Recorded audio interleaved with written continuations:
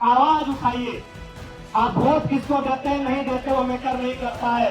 यदि छात्रों का मुद्दा सही है तो आज इनके लिए आवाज उठाइए, क्योंकि याद रखिएगा अगर आज आप आवाज नहीं उठाते हैं तो मारे तो एक दिन सब जाएंगे।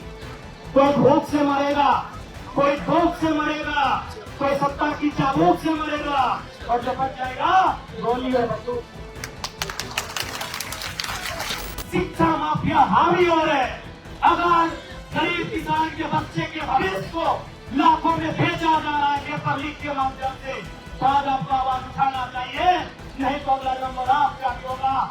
दिल्ली के जंतर मंतर पर पिछले 20 दिनों से भूख हड़ताल पर बैठे प्रख्यात सामाजिक कार्यकर्ता सोनम वांगचुक को अब देश भर से समर्थन मिलने लगा है।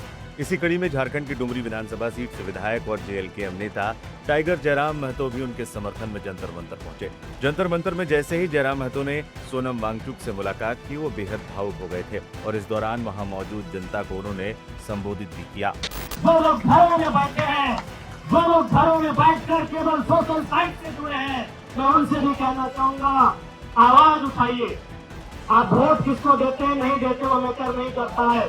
यदि छात्रों का मुद्दा सही है तो आज इनके लिए आवाज उठाइए, क्योंकि याद रखिएगा अगर आज आप आवाज नहीं उठाते हैं तो मारे तो एक दिन सब जाएंगे। कोई भूख से मरेगा, कोई भूख से मरेगा, कोई सत्ता की चाबूक से मरेगा और जो बच जाएगा गोली और बंदूक। जैसे जो लोग घरों में बैठे हैं, आप किस राजनीतिक आइडियोलॉजी को मानते हैं? आज बड़ा ही दुर्भाग्य की बात है, आज नौजवान सपने सजाता है। नौजवान गांव की गलियों को छोड़कर दिल्ली जैसे शहरों में आकर बसता है। अपने माता पिता के गहनों को गिरवी रखकर, अपने पिता के खेतों को गिरवी रखकर तो पढ़ने के लिए आता है। वो इसलिए पढ़ने आता है कि उसकी आंखों में एक सपना होता है, हम पढ़ लिख कर अपने माता पिता का जो बोझ है उसे दूर करने का काम करेंगे। लेकिन उन छात्रों के सामने जब पेपर लीक का मामला आता है, चाहे वो देश स्तरीय नीट पेपर लीक का मामला हो या राज्य स्तरीय, जैसे हमारे राज्य में अभी जेपीएससी में पेपर लीक का मामला आया है, बिहार, उत्तर प्रदेश, बंगाल में जो राज्य की परीक्षाएं और पेपर लीक का मामला आया है, तो ऐसे में इस राज्य के, इस देश के करोड़ों छात्र कहीं न कहीं अपने भविष्य को अंधेरे में पाते। लाठीचार्ज के बिना, धरना के बिना, हाई कोर्ट के बिना, प्रोटेस्ट के क्लियर होता है। इसलिए आज वो चिंता जो आज से लगभग 95 साल पहले देश के महान क्रांतिकारी भगत सिंह ने जताई थी कि आजादी तो हम अंग्रेजों से ले लेंगे, हम आजादी आज ले, 10 साल बाद ले या 15 साल बाद ले, आजादी तो हम अंग्रेजों से ले लेंगे।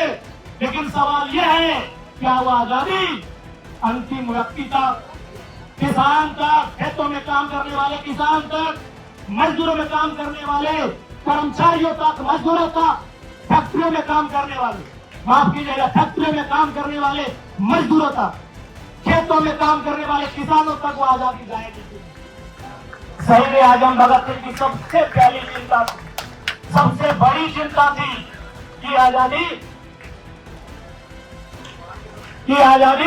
खेतों में काम करने वाले किसान तक पहुंचेगी नहीं, या फिर 10% कॉर्पोरेट के हाथ में आजादी है।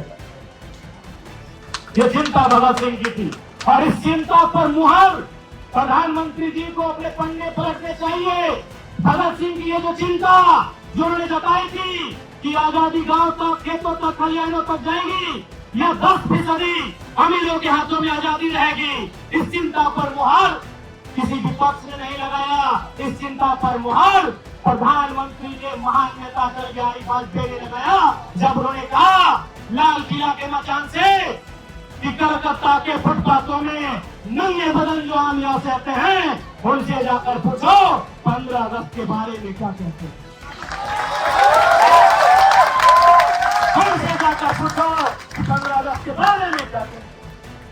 ये किसी अपोजिशन की आवाज नहीं है, ये नरेंद्र मोदी हमारे देश के आदरणीय प्रधानमंत्री, उनके नेता का हुआ। इसलिए आज पूरे देश को इस विषय पर तो सोचना चाहिए। आज देश के हालात पर चिंतन करने की आवश्यकता है। आज हमारे देश की मीडिया का हालात क्या है, आज ब्यूरोक्रेसी का हालत क्या है? जो स्वतंत्र व्यवस्थाएं थी, सीबीआई रहे, ईडी रहे, तमाम जो स्वतंत्र व्यवस्थाएं जिनको हम ऑटोनॉमस बॉडी के नाम से जानते थे, आज उनकी क्या व्यवस्थाएं हैं, इस पर देश को चिंता करनी है। मैं झारखंड डुमरी विधानसभा का एक विधायक हूं और मैं श्री सोनम सर के इस आंदोलन का समर्थन करता हूं और बिल्कुल उनका ये संघर्ष बिल्कुल बेकार नहीं जाएगा। और साथ ही साथ आज जंतर मंतर के इस धरा से मैं पूरे देश के नौजवानों से, मैं देश के तमाम ऑपोजिशन लीडर्स, उनकी पॉलिटिकल पार्टियों से भी आग्रह करूंगा, अगर सरकार वार्ता के लिए तैयार नहीं होती है तो राज्य स्तर, जिला स्तर पर जाकर सत्याग्रह करने की आवश्यकता है, जिसमें देश के सभी जो ऑपोजिशन में खड़े हैं उन्हें सहयोग करने की आवश्यकता है। खड़ा करते हैं क्योंकि लोकतांत्रिक भारत है, तो नरेंद्र मोदी से सवाल क्यों नहीं होगा? देश के वर्तमान प्रधानमंत्री महोदय से सवाल क्यों नहीं होगा? उनकी जवाबदेही क्यों नहीं होगी? ये तय करना होगा। आज बड़े दुर्भाग्य की बात है और हमारे देश के प्रधानमंत्री आदरणीय नरेंद्र मोदी जी दिल्ली में रहते हैं, उनके पास इतनी फुर्सत है कि वो इटली मेलोडी चॉकलेट लेकर पहुंच जाते हैं। उनके पास इतनी फुर्सत है,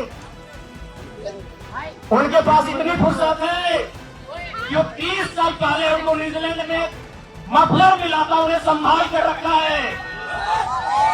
संबोधन के बाद एक मीडिया चैनल को दिए इंटरव्यू में जब उनसे इस भावुकता का कारण पूछा गया तो उन्होंने बड़ी बेबाकी से जवाब दिया। उन्होंने कहा कि वो खुद एक बेहद साधारण बैकग्राउंड से आते हैं और विधायक बनने के बावजूद वो अपने माटी, अपने दोस्तों और अपने गांव के लोगों को नहीं भूले हैं। अपनी भावुकता के बाद जयराम महतो ने सीधे केंद्र सरकार और प्रधानमंत्री नरेंद्र मोदी पर तीखा हमला बोला। उन्होंने पीएम मोदी पर निशाना साधते हुए कहा कि आज देश का माहौल विकास के मुद्दे से भटककर पूरी तरह से धार्मिक ध्रुवीकरण की तरफ मुड़ चुका है। महतो ने सरकार की संवेदनशीलता पर सवाल उठाते हुए एक बड़ी बात कही। उन्होंने कहा कि दुनिया में कोई भी देश अगर सिर्फ धर्म के आधार पर निर्माण की बात करेगा तो उन्हें सोनम वांगचुक जैसे लोगों की जान की आहुति से कोई फर्क नहीं पड़ेगा। इसके साथ ही जयराम महतो ने शिक्षा मंत्री धर्मेंद्र प्रधान के इस्तीफे की मांग का पुरजोर समर्थन किया। उन्होंने चेतावनी देते हुए कहा कि आजकल के नेता धरातल से कट चुके हैं। धर्मेंद्र प्रधान के कार्यकाल में लगातार पेपर लीक हो रहे हैं, लेकिन इसलिए उन्हें तुरंत इस्तीफा दे देना चाहिए। जयराम महतो ने साफ चेतावनी दी कि सरकार को वांगचुक की बात सुननी चाहिए और उनकी मांगों पर विचार करना चाहिए। अब देखना होगा विपक्ष और देश के अलग अलग हिस्सों से मिल रहे इस भारी समर्थन के बाद केंद्र सरकार क्या कदम उठाती है।